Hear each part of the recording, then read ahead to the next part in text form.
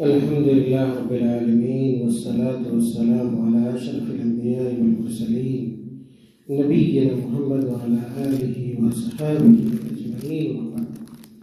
عن أبي هريرة رضي الله عنه قال قال رسول الله صلى الله عليه وسلم إذا دخل شهر رمضان فتحت أبواب الجنة وغلقت أبواب النار وصفدت الشياطين متفق علیہ.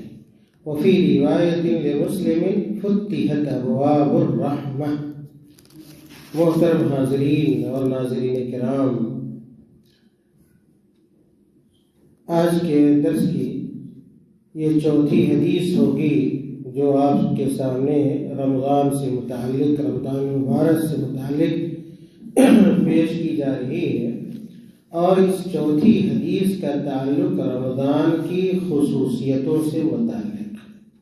گزشتہ درس میں جو حدیث آئی تھی اس کا تعلق رمضان کے فضائل سے تھا، اور آج کی اس حدیث کا تعلق رمضان کی خصوصیت سے ہے.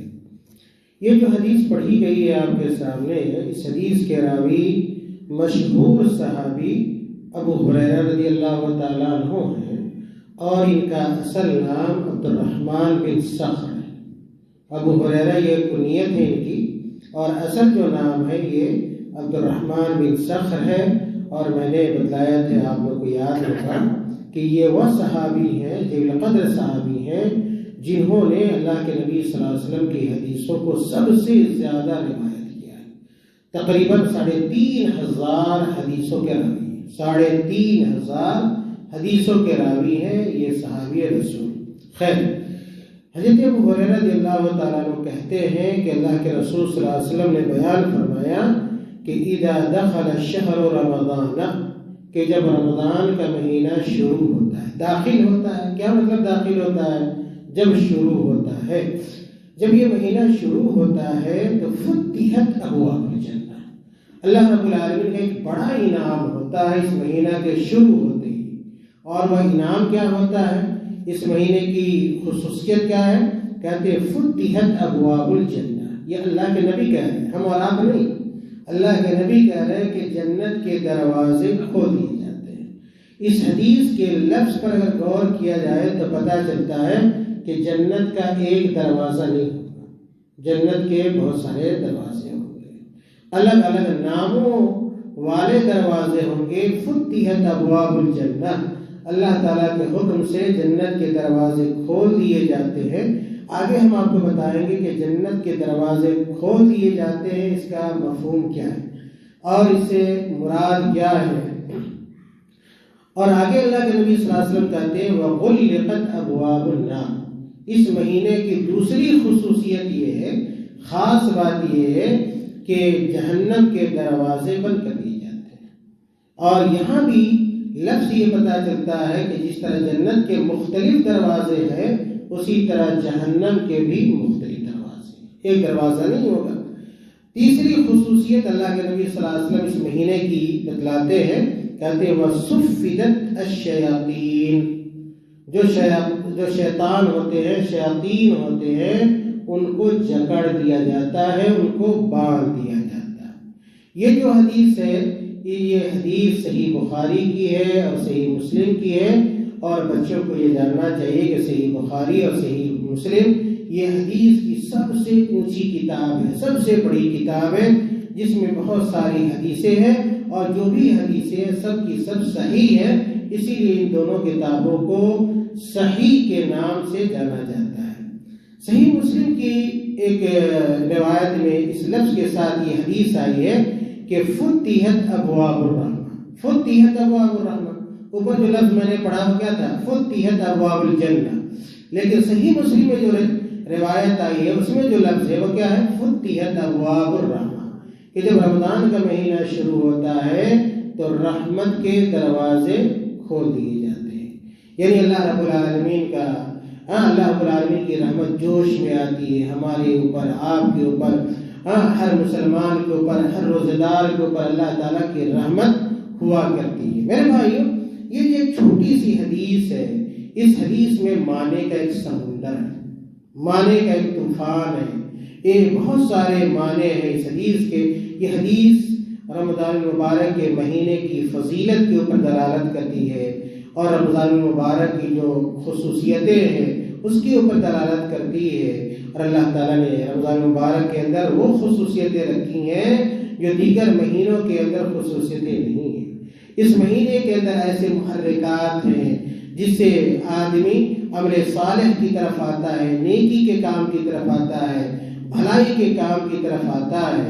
اور یہ جو حدیث میں کہا گیا کہ اس مہینے میں جنت کے دروازے کھول دیے جاتے ہیں، جہنم کے دروازے بند کر دیے جاتے ہیں، اس کا جو معنی اہل علم نے بیان کیا ہے وہ یہ کہ جب یہ مہینہ شروع ہوتا ہے تو ہر طرف نیکی کا دور دورہ ہوتا ہے، بھلائی کا دور دورہ ہوتا ہے. اور لوگ روزہ رکھتے ہیں، قرآن کی تلاوت کرتے ہیں، ذکر و اذکار کرتے ہیں اور چھوٹے بڑے نیکی کے اعمال کو انجام دیتے ہیں، بھلائی کے کاموں کو انجام دیتے ہیں. اور تو گویا جنت کی طرف وہ رواں دواں ہو جاتے ہیں، جنت کی طرف وہ چل پڑتے ہیں. چنانچہ جنت کا دروازہ ایسے لوگوں کے لیے کھول دیا جاتا ہے اور شیطانوں کو جکڑ دیا جاتا ہے. اس کا کیا مفہوم ہے؟ اس کا مفہوم یہ ہے کہ شیطان کو لوگوں کو گمراہ کرنے کا موقع نہیں ملتا ہے. شیطان کو لوگوں کو گمراہ کرنے کا موقع نہیں ملتا ہے، وہ لوگوں کو برائیوں پر نہیں ابھار پاتا ہے. اس کا یہ مفہوم ہے کہ گویا شیطان کا جو فندہ ہے وہ ختم ہو جاتا ہے اور گویا اس کو جکڑ دیا جاتا ہے. یہ مفہوم اہل علم نے اس کا بیان کیا ہے.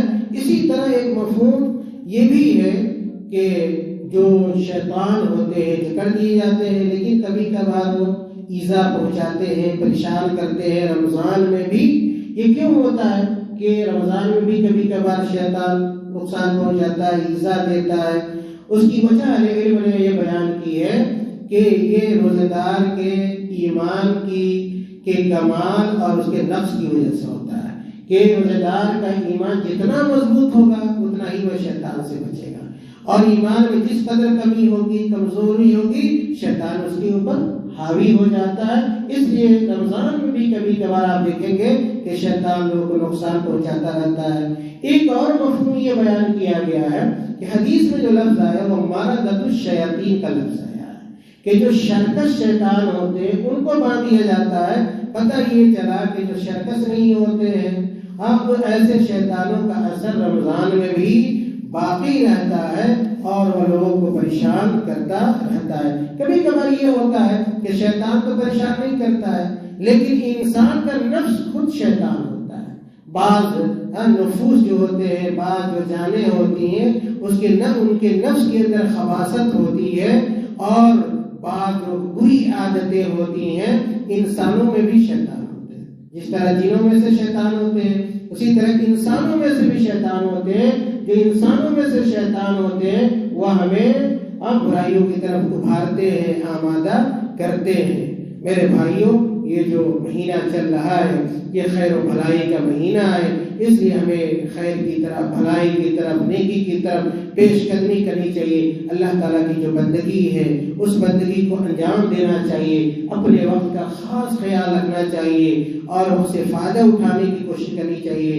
یہ خیر کا جو موسم ہے، بھلائی کا جو موسم ہے، یہ ہمیشہ نہیں آتا ہے، سال میں ایک مہینہ آتا ہے. اس لیے ہمیں اس موسم کا بھرپور فائدہ اٹھانا چاہیے. بہت سارے لوگ رمضان کی راتوں میں عبادت نہیں کرتے بلکہ وہ مٹر گشتی کرتے ہیں. وہ رات بھر جگیں گے لیکن تراویح نہیں پڑھیں گے، رات بھر جگیں گے، عشاء کی نماز نہیں پڑھیں گے، رات جگ کر گزار دیتے ہیں. کبھی کبھار لہو لہی میں، کھیل تماشے میں. اس زمانے میں تو موبائل آ گیا ہے، لوگ نماز چھوڑ کر موبائل چلاتے، 12 بجے رات تک موبائل چلائیں گے، الٹا سیدھا میسج کریں گے، چیٹنگ کریں گے، بات کریں گے، لیکن اللہ تعالیٰ کی عبادت نہیں کرتے.